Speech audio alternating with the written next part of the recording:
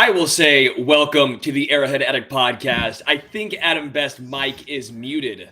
Yep, rookie mistake. But welcome to Wacky Wednesday. I am Adam Best. This is Sterling Holmes. Thanks for the save, brother. Unfortunately, YouTube kind of stepped in, slapped us on the wrist. So no intro song for the video version. We will be doing that for the audio version. How you doing, Sterling? I'm doing great. I mean, how could I be doing bad? The Chiefs are 3-1 through 4 games. I'm looking like the green shirt laughing guy meme by accident, and I'm doing a podcast talking Chiefs with you. So I'm doing fantastic.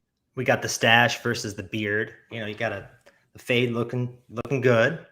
I'm always team stash. Come on now. I am 80s cop Magnum PI stash. That is me. I'm team beard. I look like someone you'd want to hide your kids from with a mustache. I don't know what it is. The beard works. Clean shaved works. Stubble works. But something about me and a mustache. So, let's get into this. Yeah, let's get into it. And before we do, shout out to KC Beer Company, sponsor of the Arrowhead Addict podcast.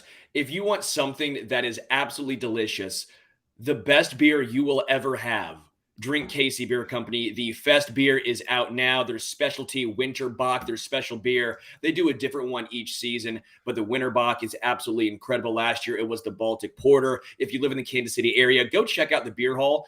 The best brats. They have potato salad, German potato salad. So if you like potato salad, legit way. We're not talking the mayonnaise gross potato salad. We're talking legitimate vinegar-based potato salad. This is the spot for you. But KC Beer Company, if you see those red cartons, pick some up, grab some. Every time you guys take a picture and tag us in it, it means the world to us. We always appreciate when you guys do that. But just try KC Beer Co. I promise you will love it. Ready to get into some awards? Let's do some awards. Let's do it, baby. The first award for week 4 is the Revenge is a Dish Best Served Cold Award. Do you know the Klingon proverb that tells us revenge is a dish that is best served cold? That is a classic quote from Star Trek II, The Wrath of Khan. The Chiefs took a beat down the last time they went down to Tampa for Super Bowl 55, but this time they looked hell-bent on not suffering the same fate. For me, nothing will replace the loss in the Super Bowl. Beating Tampa week 4 doesn't do it justice. But I think the players came out and said, we're not losing again. If you want to know the player I thought that really stood out from the loss compared to this week 4 win. Travis. Andrew Wiley. Oh, okay. Andrew Wiley got his ass kicked in the Super Bowl. What did he do week 4? Absolutely dominated. Shaq Barrett, who? I mean, Wiley looked pissed off. He won 96% of his pass block win rate. He won 84.8% of his run block win rate. I mean, Andrew Wiley was night and day difference. The offensive line, obviously, night and day difference. But I have to give a quick shout out to Andrew Wiley because of that turnaround from Super Bowl to now, holy bleep, wow. Well, he was one of the guys who was the most embarrassed. Sure, we talk about Andy Reid and Spags and Mahomes and Kelsey. That game sticking with them. They all had to watch the tape this week, I imagine. But no player was as embarrassed, probably, as Andrew Wiley. And you're right. Shaq Barrett, I think he had one rush against Orlando Brown where he won. But other than that, it was a fairly quiet night after he talked a lot of smack. We will get to that. And Mahomes looked more determined and unstoppable than ever, as evidenced by not one, but 2 Harlem Globetrotters plays where he lobbed improbable little bloopers to Juju. And then the CEH one, he had the kind of spin move. I don't know if that was Tony Parker or Chris Paul, but I've never seen some shit like that on a football field before. It was, hanging in the Louvre, right? It was just so unique, man. I mean, no one else can make that play like Mahomes. I mean, they got pressure on him. They had a free blitzer on Mahomes. What did he do? Made him miss, gets his ankle bent sideways as he's throwing it like the Dontari Poe, right? The Dontari Poe hungry pig. Throws it right to Clyde. I mean, a few players can make that free rusher miss. I think Kyler Murray, Lamar Jackson, maybe Josh Allen. But no one keeps their eyes downfield to make that play. Lamar Jackson is trying to run that in. Daniel Jones maybe makes a guy miss, and then he throws an interception. If it's the fourth quarter, Justin Herbert throws a pick six. But Mahomes has the wherewithal to keep his eyes upfield, still allowing the play to develop, not panicking. Makes that play. I mean, holy bleep. You're right. That is a Globetrotters. One more thing before we move on. You're right. There was zero panic. And the way the game slows down for Patrick Mahomes, I don't think it slows down for even the other great quarterbacks, maybe a few of them, but it really just slows down. And I think you can take the explosive plays away from Patrick Mahomes in this offense. The one thing you can't take away from him is the improbable plays. And those improbable plays where he pulls a rabbit out of a hat and gets an unlikely or impossible 10 or 20-yard completion, that can be just as backbreaking as a 50-yard bomb. And you cannot take that away from him, especially when he has more than two weapons. Let's get into award number 2, the Totally Redeem Yourself Award. Just when I think you couldn't possibly be any dumber, you go and do something like this. And totally redeem yourself! That's one of my favorite movies. It's so good. Hey, pull over. It's a cardigan. Thanks for noticing. I mean, Dumb and Dumber is just such a great movie. Big gulps, eh? Well, see you later. This award goes to Dave Tobe and the Chiefs special teams unit. What a turnaround from the Colts debacle disaster to this. You come around and totally redeem yourself. Matthew Wright, Mr. Wright, not Amendola, who, by the way, how the hell did the Arizona Cardinals pick him up?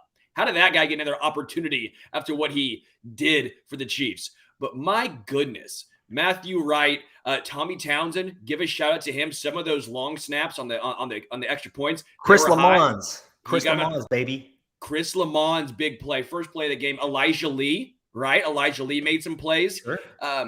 Sky Moore didn't fumble. There's some positives. I mean, all in all, it was a massive turnaround.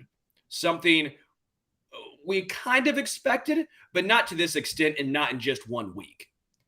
It was really out of character for the Chiefs to be that poor on special teams. Dave Tobe is one of the best special teams coaches in the league. The Chiefs kind of hang their hat on being one of the better teams in that, side of the game. And I don't know if you saw it, but when Chris Lamons knocked out that fumble that the Chiefs recovered, if you read Todd Bowles' lips, he said, "Fuck me." If this was a video game, I think he just would have hit the reset button. It looked like he was done. He knew it was done. He's like, this is going to be a long night, that kind of thing. And it's crazy how special teams 1 week cost you the game, and then the next week really hands you the game on a silver platter right when it kicks off. I think it was impactful too. We saw Sky Moore after the fumbles. Andy Reid did not turn and shy away from continuously using him. And I think that we're going to see that pay off. We saw it a little bit in this game, but as the season progresses, Sky Moore, if they trust him, if they've seen the big playability in OTAs, training camp, preseason games, right? They're around Sky Moore more than we are, surprisingly. But if they think he can be that game changer in the return game, not shying away from using him is big. Not only that, we've seen it before. McCall Hardman, early on, he dropped a few balls. He had some miscues. We were going, why the hell is McCall Hardman back there? He ended up winning a Pro Bowl as a returner. He had some great moments as a returner. I think sticking with and having belief in a guy that you truly can can truly make a difference in the return game. If that's how they feel about Sky Moore, that confidence will pay off. And the Chiefs have that kind of sideline and locker room. If you recall, I think it was the first time the Chiefs played the Buffalo Bills in the playoffs. in the AFC Championship. And McCole Hardman had a very similar fumble inside the 10-yard line to what Sky Moore had. And if you remember, he had, I think, that coat or hoodie over himself. And I think Kelsey and a few of the other guys picked him up. And I heard that they did the same thing with Sky Moore. And you got to stick with these young guys, because if they get in their head, they may never get back on track. Yeah. Let's get into award number 3, the I wasn't really familiar with your game award. Christian, it's Shaq. I owe you an apology. I wasn't really familiar with your game and, you know, how you travel. Man, you're a casual. Shaq Barrett is a casual, man. Dude, I don't remember the end of that. I always know the Shaq. I wasn't really familiar with your game. I didn't hear Kristen Wood go, "Oh man, you're a casual." Just owning Shaq. That took some balls. Shaq to Shaq crime, huh? Yeah, Shaq to Shaq. Shaq on Shaq crime. So when asked about the Chiefs' new offensive line versus the thin unit from the Super Bowl, Shaq Barrett said, "I really don't think it's too much of a difference." Oops. And Orlando Brown went on to call it bulletin board material. And it was. The interior offensive line was dominant. My favorite play was when Joe Tooney and Creed Humphrey double-teamed Vita Vea into oblivion on the goal line. Just a thing of beauty. The offensive line really sent a message to the league against one of the best defenses and defensive lines in all of the NFL. I told you the Andrew Wiley stat earlier. The one from Adam Teicher and Creed Humphrey was he won 100% of his pass rush snaps. Didn't lose a single pass rush snap. That is absurd. The Buccaneers have a very good front 7, basically, right? They have a good defense. This offensive line, not only are they completely different, they heard Shaq Barrett. They were pissed, and they imposed their will on the Buccaneers. Creed Humphrey, Trey Smith, Andrew Wiley, Joe Tooney, Orlando Brown Jr. had his best game of the season. I mean, say what you will about Orlando Brown Jr. He's struggled so far through 3 weeks. He had a good week 4. If he plays like that going forward, you can live with that. This offensive line was one cohesive unit, and they showed why they can be this dominant. I just don't understand why he said that. Everyone on that Bucs roster had to know that the Chiefs had more than ample motivation heading into that game. So why provide them with more, especially when your team is struggling a bit? I just don't get it. Tom Brady, you got to keep your house in line, dude. Should we move on? Let's go. Okay. We're going to do this one a little different. It's a quote. It's the Straight Tabloid Award, and it goes to the Kansas City Star for publishing a letter to the editor about Patrick Mahomes, labeling him as selfish, as vain, without a shred of evidence or interesting data. It was just a completely useless article, letter that should have never been published. So here's a Faye Dunaway quote from the prophetic 1976 classic Network that about sums this up. "I watched your 6 o'clock news today. It's straight tabloid. You had a minute and a half of that lady riding a bike naked in Central Park. On the other hand, you had less than a minute of hard national and international news. It was all sex, scandal, brutal crime, sports, children with incurable diseases, and lost puppies. So I don't think I'll listen to any protestations of high standards of journalism when you're right down on the streets soliciting audiences like the rest of us. Look, all I'm saying is if you're going to hustle, at least do it right." You know, if you're going to go for clicks, for eyeballs, if you're going to go traffic whoring, at least serve up something that isn't completely useless. That was just a travesty, a sham, a mockery, Travisham mockery for anybody who remembers that commercial.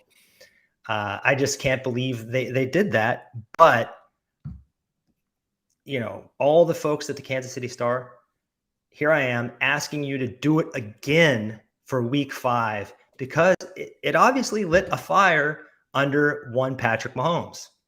Yeah, we should be thanking the KC Star for publishing that bogus article. We should be thanking that random dude in Illinois who, for some reason, is angry at Patrick Mahomes. Yeah, let's start making fake ones and say it's coming out of Las Vegas. Let's say this is Al Davis coming out here with a bad haircut, ripping on Mahomes. Let's say it's, I don't know, Derek Carr's older brother, who for some reason has this fascination with just pumping up the Raiders more than any other team without any ounce of credibility. That's what we need. Just say this is David Carr. Say David Carr again. Just keep posting those David Carr quotes. It's got to work. Now, not to drift too far into tinfoil hat land, but was this a real thing? I mean, I can't believe it. I can't believe how worthless it was. I think someone found out who the guy was. They looked it up. They saw the Facebook post of this dude, and I'm just sitting here going, oh, God. Why? Okay. Yeah. I hope he's still alive. I hope he's okay. Oh, he's fine. The Chiefs won. Who cares? Good for him. You never want to Steve Bartman yourself, right? Hey, you don't want to do that. He's the guy who has to deal with Patrick Mahomes winning. Not us. I'm fine with it.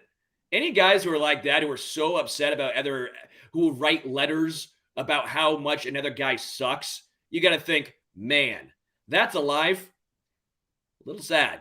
I'm glad it's not me. Even with me, if I don't like a dude, I'm not going to write a letter to the article saying, Derek Carr's a bum. Here's why. I'm not doing that. That's lame. Come on. Let Derek Carr live. Let Patrick Mahomes live. And how many emails, how big of a stack of emails did they have and still decide to go with that one? Just insane. Anyway, we're moving on to, it's usually hater of the week, but this time slip in an E and it's heater of the week. You know, there are so many people in the media who take shots at the Chiefs because it's good for business.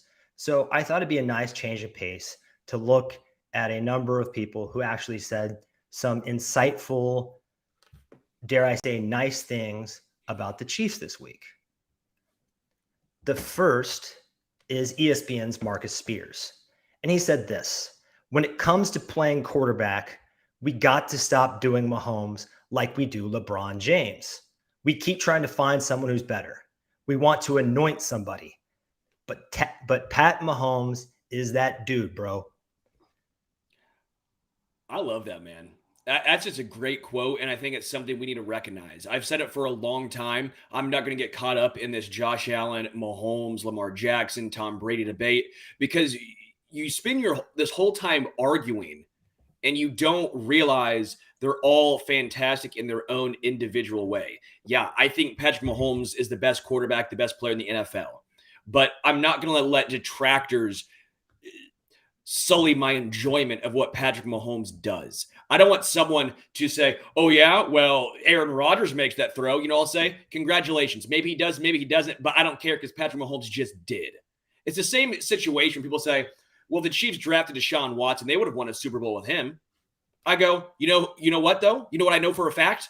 They did win one with Mahomes. I just feel like you always try to discredit and find the next best thing. It happened with LeBron James. Happened with Kobe Bryant. Happened with Michael Jordan. Everyone, my God, with Michael Jordan, I remember the next Jordan, they called Harold Miner. I'm dating myself here, but Harold Miner was baby Jordan. The next Jordan was became a parody of itself. Clyde Drexler. Clyde Drexler could ball, though, man. Yeah, he was great. He was outstanding. Wasn't Jordan. You know, I feel for guys like Clyde Drexler because Chris Jones is kind of like this. If you come along at a different time where there's not a superhuman playing your position, you would be number one. But unfortunately, you were a shooting guard in the era of Michael Jordan. You were a defensive tackle in the era of Aaron Donald. It's just not fair. It's got to kind of suck. Yeah. No, I just think that this is a very good point, and I just want to keep reiterating it. Enjoy Mahomes. Don't let detractors sully your enjoyment. Don't always compare him to what Tom Brady has done. Don't do the Super Bowl numbers. Just enjoy Patrick Mahomes for what he is, a freaking unicorn. And if the other guys aren't quite Mahomes, we can still enjoy them too. We don't have to put them down. We don't have to tear Mahomes down. We don't have to tear them down. We can just enjoy all of them. I happen to think we have the best quarterback. We have the best team. But we can talk about these guys without having to compare them every single time. It just gets so tired. But during the same segment, Dan Orlovsky said the game slows down for Mahomes. And I talked about this earlier. In a way, it does not for others. He added that Mahomes does not fear mistakes and always believes there is an impossible play to be made. And I think it's a really good point. I mean, this is a guy who never says die. Same situation that we talked about with the little jump pass to Clyde. Most quarterbacks, once they see that the free rusher, they're either taking the sack or the second they make him miss, they're throwing it out of bounds. He keeps his eyes downfield and makes a play. 13 seconds. That's all you have to say is 13 seconds. He believed. It was the reason why Bieniemy and Mahomes, you saw him arguing at the end of the half against the Colts. Now, logic tells you there's no play to be made there, right? Nothing's going to happen. But he, in the back of his mind, thinks, there's time on the clock. I am going to try and make a play. You love that mindset from Patrick Mahomes. Not every quarterback, not every player has that. Did you hear the interview he did? I don't know if it was today or yesterday with Dan Patrick, where Dan Patrick asked him, did you ever think of going out of bounds? Did you ever think of throwing the ball away? And he straight up said no. He just said no. He said, I saw Devin White coming at me. I wasn't thinking about running out of bounds. So I spun and made a miss. And I had the time and the wherewithal to see Clyde there. And I just got it up. And it's just amazing that he can calculate and process all that and see all of that in a split second. I mean, Devin White is a human torpedo. To have that guy flying at you and still be thinking about, I mean, I'd be shitting my pants, but this guy's thinking about, can I, who's open? He even saw Allegretti and thought, that's a stretch. But it's nice to hear people like Orlovsky be so positive, be so honest. And he reminded fans not to get bored with a once-in-a-lifetime talent. Yeah, the next one I know is a tweet from Robert Griffin III. The Chiefs miss the explosiveness of Tyreek Hill, but are harder to defend right now. They make you cover every blade of grass. One touchdown drive against the Bucs saw 7 different skill players touch the ball. O-line play has them dedicated to the run. This is very sustainable. And I think that's what it comes down to is this is sustainable. What they did against the Buccaneers is not an outlier. They're sustainable because they're able to run the football.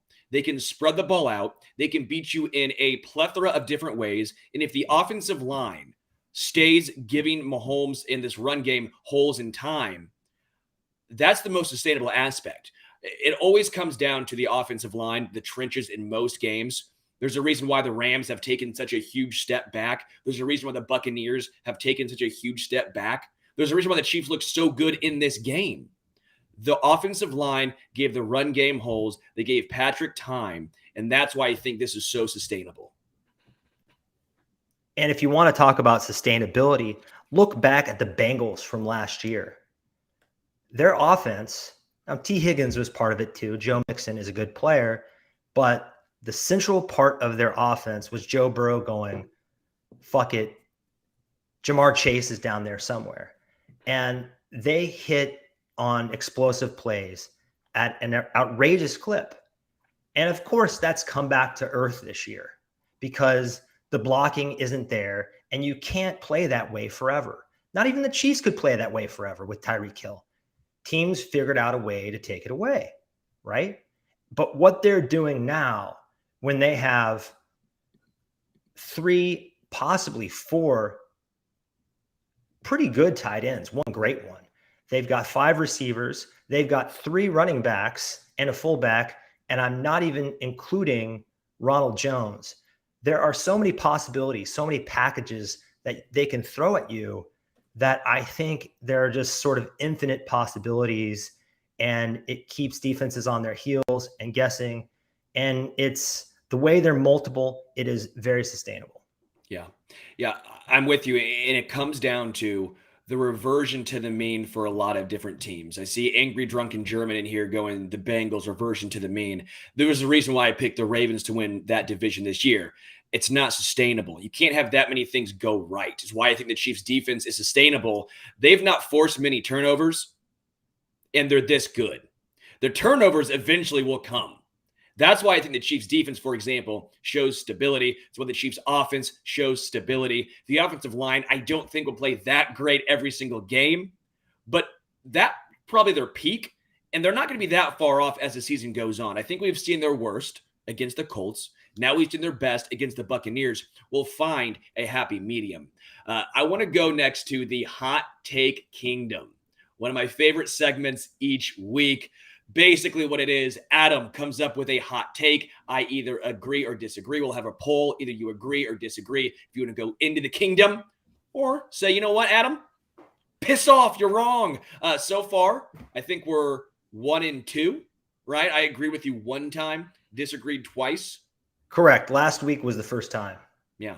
All right. What do you got this week? This week is L'Jarius Sneed is the most important player on the Chiefs defense.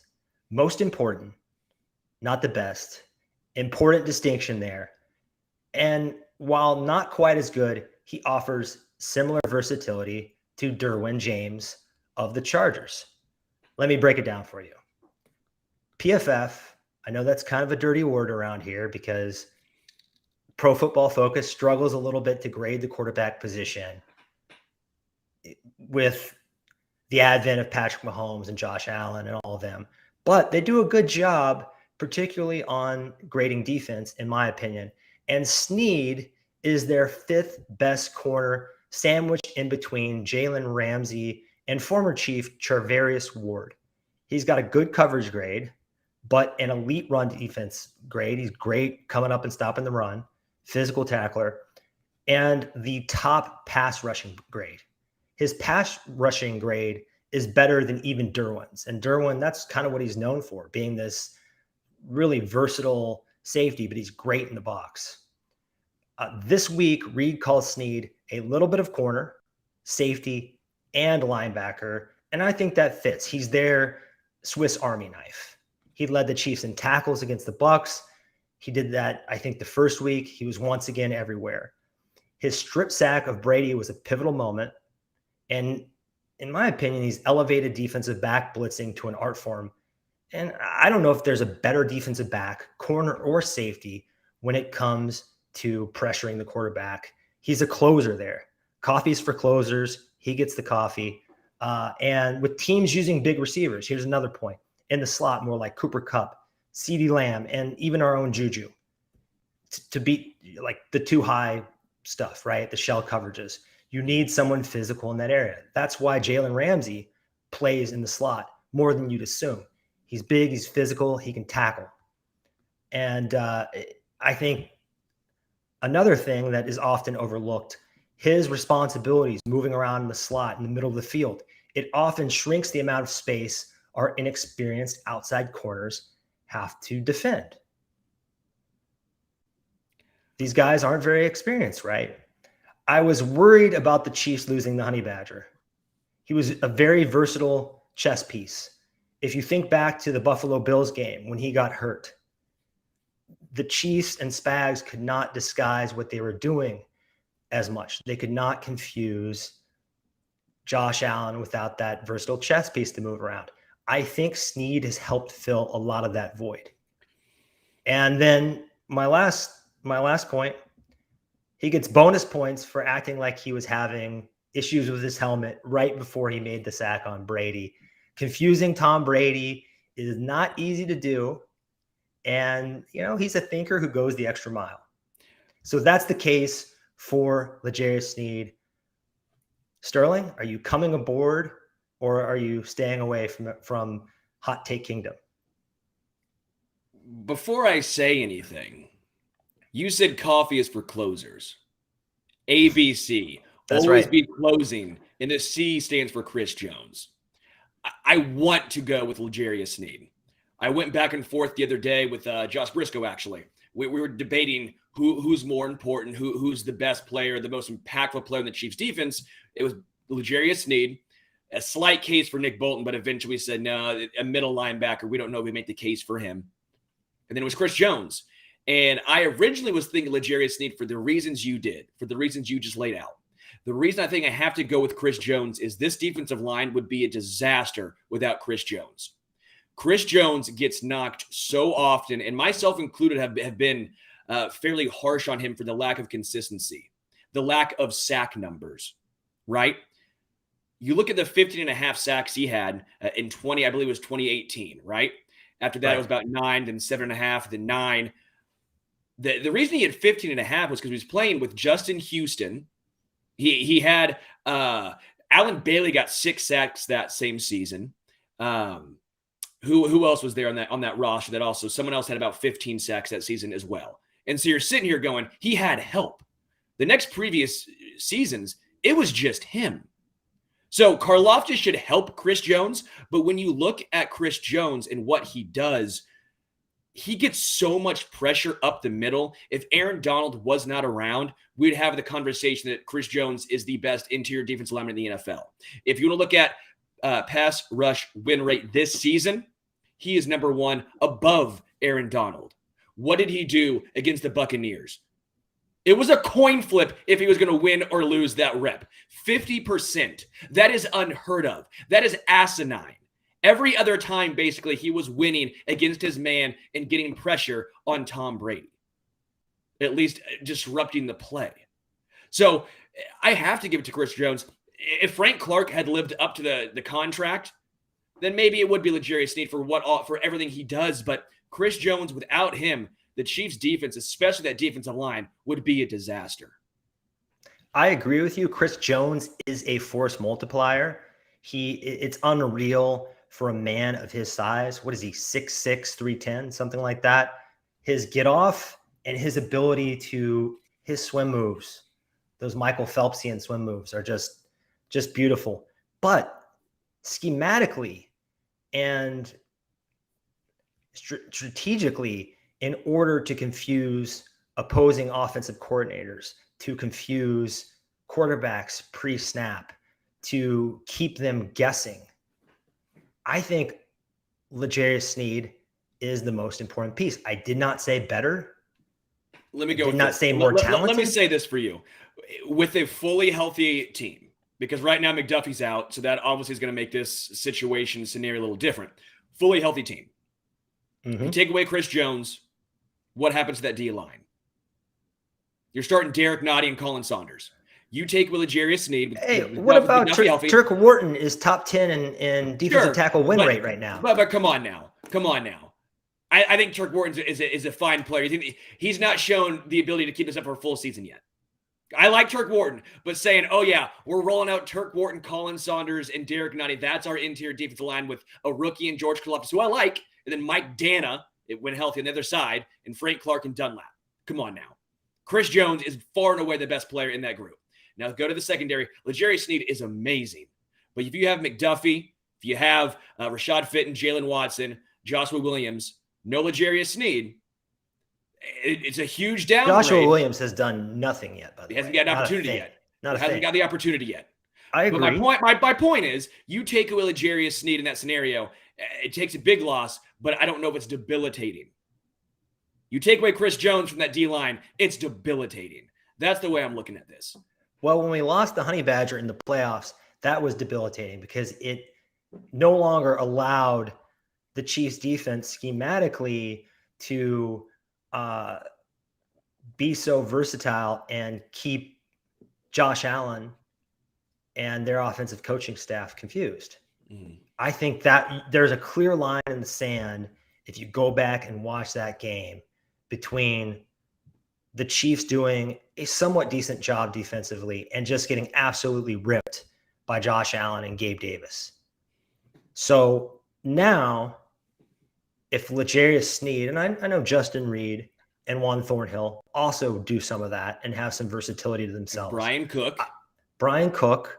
We'll see. I would say that Sneed is, when you talk about the trio of pass rushing, pass coverage, and run stopping, he's the guy in the secondary that can do it all with no holes. And if you don't have him, all of a sudden, you just have a bunch of young guys who aren't nearly as versatile or as proven, especially in that cornerback room. So that's my case. I think it's about 1A, 1B, but I have to give the nod to Chris Jones. Sorry, Adam. I'm not hopping on board. No. Well, it's called Hot Take Kingdom. I can't, I have to really push the hot takes. If it's conventional wisdom, it does not fly for this segment. So Hot Take Kingdom. We're going to go with Mike Dana is the most impactful player. No. That's scorching Hot Take Kingdom. Malik Herron gonna be an All-Pro next season. Here we go. Jody Fortson, first ballot Hall of Famer.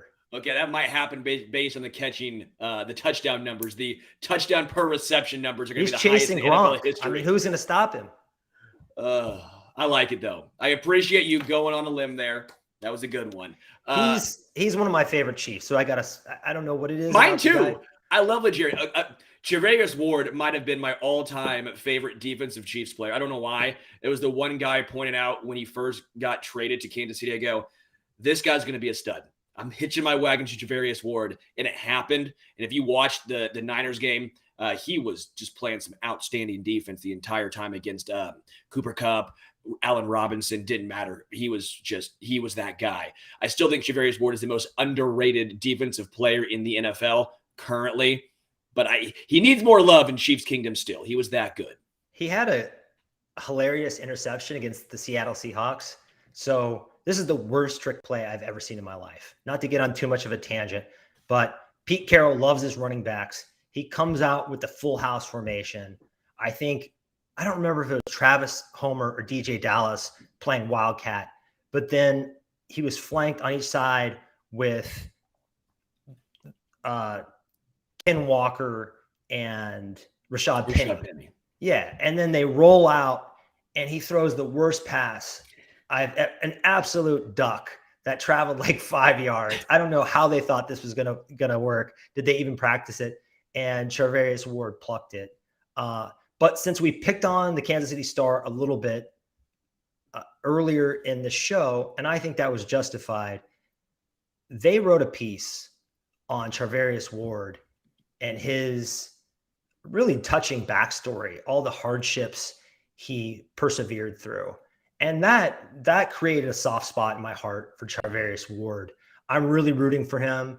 I understand both sides of this equation. He had to get the bag. The Chiefs couldn't afford to pay it. And when you're as good as Brett Veach is at finding cornerbacks at a discount, why are you gonna shell out the big bucks? So much love to him, though.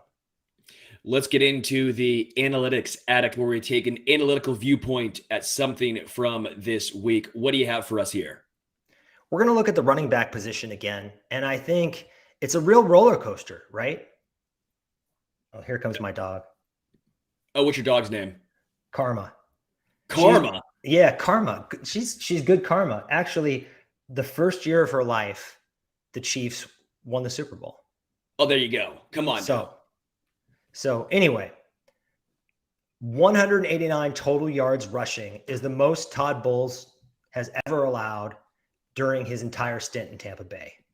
So just absolute hats off to the backfield, to the offensive line. And if you look at the week before, the previous week, Aaron Jones and A.J. Dillon, those of us who play fantasy football know how formidable those guys are. They could only muster 68 yards. But CEH and Isaiah Pacheco combined for 155 yards. I didn't think that was possible. Going into the game, it was my belief that if the Chiefs were going to win this game, it was going to be solely based on the arm of Patrick Mahomes. I didn't think they'd establish the run. I definitely didn't think they'd truck the Bucs like this. What did you think? Yeah, it wasn't just that the offensive line had their best performance opening up holes. I always think that's the best indicator for how a running back is going to perform, because if you're getting hit behind the line of scrimmage, you have no shot. But they were still going with yards over expected. They were still the one that always points out to me here is the Clyde Edwards-Helaire, the goal line, the 1 yard line, and he kept his legs moving to fall forward. And I think it was against David, right? Or was it against Devin White? One of those two linebackers, he just kept his legs moving and then fell in for a touchdown. And I'm thinking we would not have seen that in previous years from Clyde Edwards-Helaire. I think the addition of Isaiah Pacheco and how he runs, it's a healthy medium. It's a healthy competition. I think they're good for each other. I really liked the balance, how they split carries, and now they're starting to use them to get into a rhythm. It's not just, all right, Jared McKinnon here, you get a couple plays here. Here's a couple snaps for Pacheco. Here's a couple for Clyde. They're starting to find a good way to use them, the best case scenario, and putting them in positions to succeed. Yeah, they've really found a groove. And part of that is because of the smart utilization of CEH. They're not expecting him to be a bell cow. He's clearly not that. He has a 44% snap rate. And I think that's caused not only his efficiency to spike, it's kept him healthy. I would also say, go ahead. From Football Outsiders, CEH has a 63% rushing success rate. That's second in the league. He has a 92% receiving rate, which is second among running backs. He's up there with Austin Eckler. So very good. And his targets are up from last year, 2.3 to 3.5. That's why we brought him here, right? Mm-hmm. And I think for me, this is why I'm still team Clyde over Pacheco. The ability of his receipt, like how he performs, I should say, in the pass game is why I think CEH has more value than Pacheco. I like the way Pacheco runs, but for me, currently right now, he is a first and second down back almost exclusively, while Clyde is a 3 down. You can use him in a multitude of ways, and the defense does not know what to expect. Pacheco, if you look at the snap counts, not getting a ton of snap counts, but when he was in the game, he was running the ball, right? So when he comes in, you know what the Chiefs are doing. Now, that can occasionally set up some good play action plays, which is also promising down for later on in the season. But with Clyde, there's just so many different ways you can go about it. The one play that stands out, and we're all upset by it, was that 4th down play. It hit him in the hands.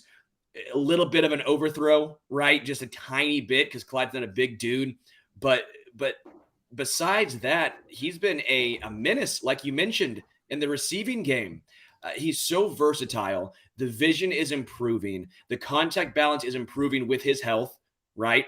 And they're using him the way he was supposed to be used when the Chiefs drafted him. Yeah, and they're using him wisely around the goal line, right? He's not a guy you want to run into a brick wall. But what they are doing with him down there is getting creative and using him as a receiver. And his 3 receiving TDs inside the 5 yard line are already more than any running back had in 2021 or 2020. That's from Number Fire. Pretty incredible stat. Now, obviously, that's going to regress a little bit, but Andy Reid is always ahead of the curve. I think he's figured out the exact amount of snaps, the correct utilization. Now, with Isaiah Pacheco, I'd like to see a little bit more pass pro, him occasionally getting a reception, just to keep the defense guessing. You know, we talked last week about how Ronald Jones probably isn't playing because he's a poker tell. You put him in and you know the Chiefs are running. I don't think that's true with Isaiah Pacheco. They put on tape in the preseason that he can catch the ball. He can get out of the backfield. He can block. But you're right. Right now he goes in the game and they're handing him the ball. Yeah, I would like to see some play action soon with him, because you're going to see some deep bombs to MVS. The other point I would like to make before we go on here, the offensive line is 7th in rushing EPA behind teams like the Browns, the Eagles. This offensive line, while revamped, is still first and foremost there to protect Patrick. So Right. them being 7th in rushing EPA just showcases the development of guys like of Creed Humphrey, of Joe Tooney. It also helps because this is where Orlando Brown Jr. should excel, is in rush blocking, not necessarily pass pro. That was Eric Fisher's. It's the opposite. I always consider Eric Fisher and Orlando Brown Jr. being the same overall, but they excel and they're so different in every other aspect, right? Their Madden number is the same, but their attributes are wildly different, right? Wildly different. And that's the way to look at this. So I'm not surprised, I should say, that they're top 10, but it's a nice development from the previous couple of seasons when they've really struggled to run the ball. Let's move on. Around the league, this is a segment we do every week where we take a little bit of time and analyze what's going on in the rest of the NFL, sometimes from a heavy Chiefs prism, sometimes not.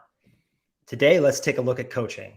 So there was a play in the big Baltimore-Buffalo game. Did you see any of that game? Yeah, I did. Kind of a sloppy game for such, talented teams, high-powered offenses, kind of a sloppy game. But there was a play at the end of this game. John Harbaugh made a decision, and the anti-analytics crowd is having a field day with it. But I think it was the right decision. So here's the situation. I think there was something like 4 minutes left. It was 4th and goal from the two-yard line, right? And the score is tied up 20-20. Baltimore has the ball. So he decides to go for it. And Lamar Jackson has a wide open man, has David Duvernay wide open, right? But he throws a pick. He waits too long, kind of chokes, forces it, throws a very costly pick. And I don't think you can blame John Harbaugh for that execution.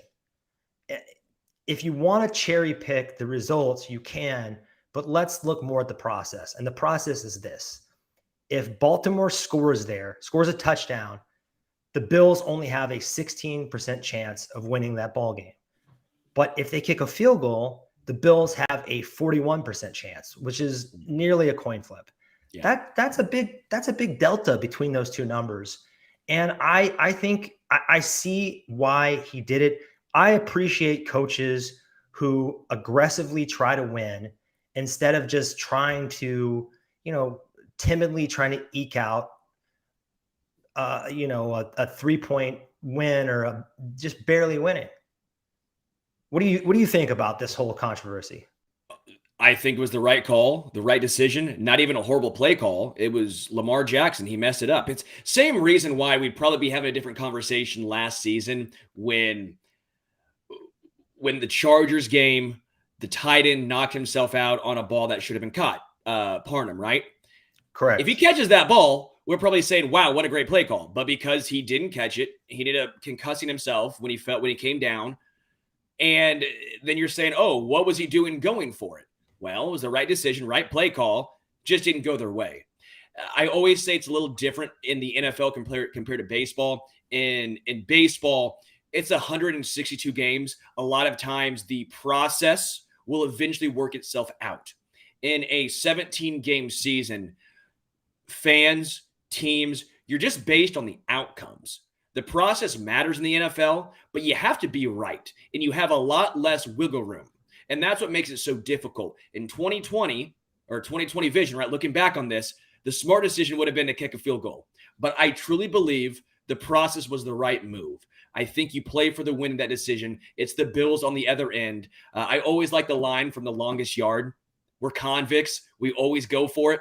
I'm not a convict, but I like to always go for it. Because at the end of the day, what do you have to lose? It is a game. You're going up against the Bills. Yeah, but your Harbaugh's reputation, millions of dollars. He's not in any sort of potential of losing his job. Do you trust Lamar Jackson, the guy you're hoping to build around in the future, is having an MVP caliber season, or do you trust your defense trying to stop Josh Allen? You got to trust Lamar Jackson in that situation. They do have maybe the greatest kicker of all time in Justin Tucker. Sure. But if you don't get it, an interception happens there probably 2 times out of 100. And even if you don't convert, if you throw an incomplete pass, you put Josh Allen on the 2-yard line, which is a very uncomfortable place to be. And I think one of the problems the media has with analytics is we don't hear about all the times it goes right. We hear they cherry pick, the Phil Simses of the world. They cherry pick the one time it goes wrong every week and obsess over it. And that's what fans hear. And on but and again, on and on. that's my baseball comparison, why it's so effective in baseball and why it makes more of a difference to me. You have 162 games. Realistically, it's more forgiving, right? It's more forgiving. You'll have the long-term outlook, or at least a longer term outlook. In the NFL, you don't have that. If it goes wrong once or two times, one time, 2 times, you're done. It's only 17 games. Good luck bouncing back. But why are we criticizing coaches like Harbaugh and sometimes even Reed? Nobody is above a little scrutiny, right? True. But there are plenty of non-sharp coaches that deserve way more criticism. Matt Rule in Carolina is one of the worst coaches I've ever seen. He's got a stacked offense with Christian McCaffrey and DJ Moore, and he has no clue how to operate in the NFL. And then you have Matt Eberflus, the new coach of the Chicago Bears. Through 4 weeks, they have 34 completions. Justin Fields has 34 pass completions. What kind of football is that? Is that like the 1930 Bears? Cooper Kupp, I believe, has 42 receptions. So that means he has more receptions than Justin Fields has completions. By like 25% or something. I don't know. My math might be a little bit off, but it's close. And then a couple more guys to talk about. Arthur Smith and Nathaniel Hackett, 2 recent hires in Atlanta and Denver, respectfully, have made embarrassingly cowardly special teams choices that cost their teams wins. Arthur Smith punted when I just thought I pulled my hair out watching Red Zone, watching that, and let the Saints beat him. And then we already touched on this a few weeks ago, but that what was it, a 64-yard field goal that he tried instead of letting Russell Wilson go for it to pick up. In fairness, after seeing Russell Wilson play the rest of the season so far, you might even trust the 64-yarder over Russell Wilson at this point. I think Russell Wilson, this might be a controversial take, but I thought he looked better this week. No, he didn't. They let him run the ball a little bit more, improvise a little bit more, and I think that makes him more comfortable. I still think Denver's pretty bad. They lost to the 0-3 Raiders, who I think they're pretty bad. We'll see Monday night, but I think they're pretty bad. Anyway, I just feel blessed that we have Andy Reid, and I know sometimes he does some things that we don't like, or he has some stubborn tendencies that frustrate us. But I think we should be counting our lucky stars that Clark Hunt hired this man out of a long, long list of potential candidates that would have taken a job to play for a storied franchise with one of the best fan bases in sports. I will also say Matt Rule is going to be the first coach fired. If I could put money on that, I would. Matt Rule is horrendous. Because he won games at Temple and at Baylor, folks think he's this incredible mind. He's not. College and the NFL are so much different. That dude got a very large contract. And if he can't win with Baker, with everything he's got going on there, if he can't even show any sort of progress, I mean, dude has to be gone. Last week, he played Cliff Kingsbury. And I thought it was, if the NFL really wanted to have some fun, they would have made that like what they do in wrestling, a loser leaves town match. Whoever lost that game has to be, gets kicked out of coaching. Cliff Kingsbury is another example of that, who looked great in college. I mean, maybe because he had a certain somebody at quarterback, you think? Dog, they couldn't go to a bowl game with Mahomes. How the hell was he going to be good in the NFL? And now he has Kyler Murray, and they've won 2 games because Kyler Murray, despite his faults, is an enormously talented quarterback who keeps making magic happen and bailing him out. But he is also a horrific coach. that is way in over his head. And again, I just feel lucky.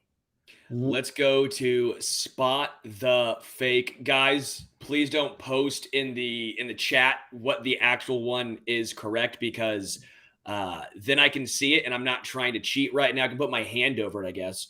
But this is called Spot the Fake, where Adam shows how nerdy he is and how much I know nothing about any sort of basically Marvel movies, action movies, Lord of the Rings, Game of Thrones, any of that nonsense. Hey, I love that nonsense. But this week we are doing the MCU. Which of the following is not an upcoming Marvel movie?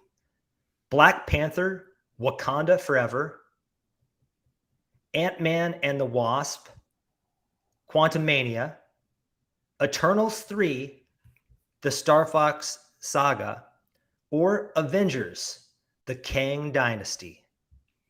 Okay, Black Panther, I'm pretty sure they're doing another one.